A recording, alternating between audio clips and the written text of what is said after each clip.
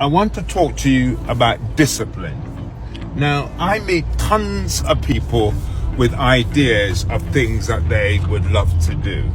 And all too often, people think that it's the idea that's going to make their fortune. They're absolutely wrong.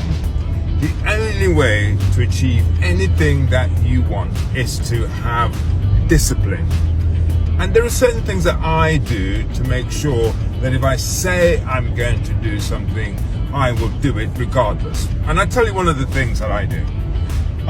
Most of you probably got these iPhones or iWatches, and there's an app where you can actually complete your rings.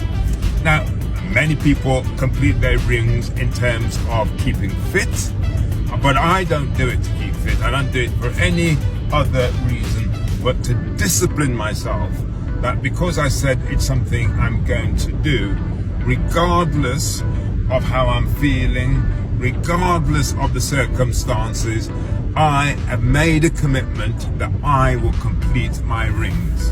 And that for me is the discipline that I need to make sure that if I say I'm going to do something, I'm going to do it. So I would suggest that you find something that you're going to commit to, and it's a demonstration that you are going to be disciplined.